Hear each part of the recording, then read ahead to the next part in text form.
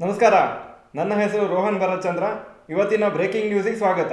ಇದು ನಮ್ಮ ದೇಶದ ಫೈನಾನ್ಸ್ ಹಾಗೂ economic news.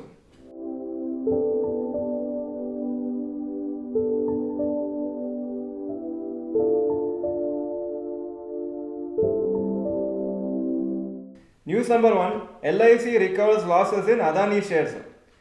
Adani shares crash ಆಗುವಾಗ LICಗೆ ತುಂಬ ಲಾಸ್ ಆಗ್ತಾ ಇತ್ತು, ಯಾಕಂದರೆ ಅವರ ಕಾಸ್ಟ್ ಪ್ರೈಸ್ಗಿಂತಲೂ ಕಮ್ಮಿ ಆಗಿತ್ತು ಮಾರ್ಕೆಟ್ ವ್ಯಾಲ್ಯೂ. ಆದರೆ ಈಗ ಲಾಸ್ಟ್ 3-4 ಡೇಸಲ್ಲಿ ಅದಾನಿ ಸ್ಟಾಕ್ಸ್ ತುಂಬ ರ್ಯಾಲಿ ಆದಮೇಲೆ ಅವರ ಶೇರ್ಸ್ ಮಾರ್ಕೆಟ್ ವ್ಯಾಲ್ಯೂ ಜಾಸ್ತಿ ಆಗಿದೆ. LIC ಹತ್ರ ಅದಾನಿ ಗ್ರೂಪದ 7 ಕಂಪ್ನಿದು ಶೇರ್ಸ್ ಅವ್ರ ಹತ್ರ ಇದೆ. ಹಾಗೂ LIC ಹಾಕಿದ್ದು ಅದಾನಿ ಗ್ರೂಪ್ ಶೇರ್ಸಲ್ಲಿ 29,893 ಕ್ರೋರ್ಸು, ಅದು ಈಗ ಸದ್ಯಕ್ಕೆ 39,068 ಕ್ರೋರ್ಸ್ ಇದೆ. News number 2, IndiGo airlines 500+ aircraft order. IndiGo airlines ಇಂಡಿಯಾದ ಲೀಡಿಂಗ್ ಏರ್ಲೈನ್ಸು. ಅವರು ಇನ್ನೊಂದು ಕೆಲವು ವಾರದಲ್ಲಿ 500 ಏರ್ಕ್ರಾಫ್ಟ್ ಆರ್ಡರ್ ಕೊಡ್ಬೋದು ಅಂತ ಇದೆ.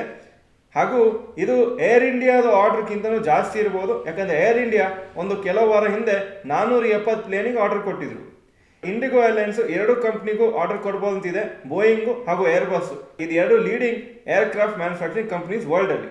ಹಾಗೂ ತುಂಬ ಡಿಮಾಂಡ್ ಇದೆ ಏರ್ ಟ್ರಾವೆಲ್ ಇಂಡಿಯಾದಲ್ಲಿ, ಯಾಕಂದರೆ ಮುಂಚೆ ಥರ ಏರ್ ಫೇರ್ ತುಂಬ ಜಾಸ್ತಿ ಇಲ್ಲ. ಸೊ ಸುಮಾರು ಜನಕ್ಕೆ ಕೆಪಾಸಿಟಿ ಬಂದಿದೆ, ನಾವು ಏರ್ಕ್ರಾಫ್ಟಲ್ಲಿ ಹೋಗ್ಬೋದು, ನಾವು ಸ್ವಲ್ಪ ಬೇಗ ಟ್ರಾವೆಲ್ ಮಾಡ್ಬೋದು ಅಂತ. ಆದರೆ ಈ ಯಾವ ಡೀಲು ಇನ್ನೂ ಫೈನಲೈಸ್ ಆಗಿಲ್ಲ. ಇಂಡಿಗೋ ಏರ್ಲೈನ್ಸು ಕೆಲವು ದಿನ ಆದಮೇಲೆ ಅನೌನ್ಸ್ ಮಾಡ್ತಾರೆ ಅಂತ ಹೇಳಿದ್ದಾರೆ. News number 3, record car sales in February 2023.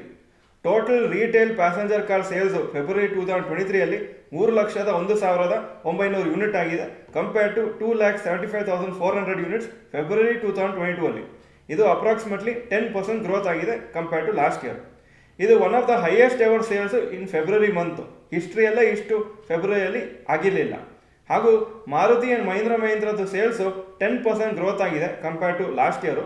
Tata motors ಹಾಗೂ Hyundai motors sales approximately 7% grow ಆಗಿದೆ. News number 4, SBI's lock in of yes bank shares ending. ಆ 3 ವರ್ಷ ಲಾಕ್-ಇನ್ ಏನಿತ್ತು ಯೆಸ್ ಬ್ಯಾಂಕ್ ಶೇರ್ಸ್ದು, ಅದು ಮಾರ್ಚ್ 6 ಎಂಡ್ ಆಗುತ್ತೆ. ಗವರ್ಮೆಂಟು ಯೆಸ್ ಬ್ಯಾಂಕ್ ಶೇರ್ಸ್ನ ರಿವೈವ್ ಮಾಡಲಿಕ್ಕೆ ಅವರು ಒಂದು ರೂಲ್ ಹಾಕಿದ್ರು, ನೀವು 3 ವರ್ಷವರೆಗೂ ಯಾವ ಶೇರ್ಸನ್ನು ಸೇಲ್ ಮಾಡಲಿಕ್ಕೆ ಆಗೋದಿಲ್ಲ ಅಂತ. ಇದು ಇನ್ಸ್ಟಿಟ್ಯೂಷನ್ಸ್ಗೂ ಅಪ್ಲಿಕಬಲ್ ಇತ್ತು, ರಿಟೇಲ್ ಇನ್ವೆಸ್ಟರ್ಸ್ಗೂ ಇದೇ ರೂಲ್ ಇತ್ತು. ಹಾಗೆ ಅದರಿಂದ SBI, HDFC bank, ICICI bank ಎಲ್ಲ ಆ ಯೆಸ್ ಬ್ಯಾಂಕಿಗೆ ದುಡ್ಡು ಹಾಕಿ ಸ್ವಲ್ಪ ಅದನ್ನು ರಿಕವರ್ ಮಾಡಲಿಕ್ಕೆ ಟ್ರೈ ಮಾಡಿದರು. ಈಗ ಒಂದು ಲೆವೆಲಿಗೆ ಇಂಪ್ರೂವ್ ಆಗಿದೆ. ಆದರೆ ಈ 3 ವರ್ಷ ಕಂಪ್ಲೀಟ್ ಆಗ್ತಾ ಇದ್ದಾಗೆ ಮೋಸ್ಟ್ಲಿ ಈ ಬ್ಯಾಂಕ್ಸ್ ಸ್ವಲ್ಪ ಸ್ಟೇಕನ್ನು ಸೇಲ್ ಮಾಡ್ಬೋದು ಅಂತ ನ್ಯೂಸ್ ಬರ್ತಾ ಇದೆ. ಇದರಿಂದನೇ ನಿನ್ನೆ 5% ರ್ಯಾಲಿ ಆಯಿತು SBI. ಹಾಗೂ ಯೆಸ್ ಬ್ಯಾಂಕ್ ಶೇರ್ಸ್ ಸ್ವಲ್ಪ ಬಿತ್ತು, ಯಾಕಂದರೆ ಯೆಸ್ ಬ್ಯಾಂಕ್ ಶೇರ್ಸ್ ಸಪ್ಲೈ ಜಾಸ್ತಿ ಆಗುತ್ತೆ ಮಾರ್ಚ್ 6 ಆದಮೇಲೆ, ಆವಾಗ ಸುಮಾರು ಜನ ಸೇಲ್ ಮಾಡಬೇಕಂತ ನೋಡ್ತಿರ್ತಾರೆ. News number 5, rapid news.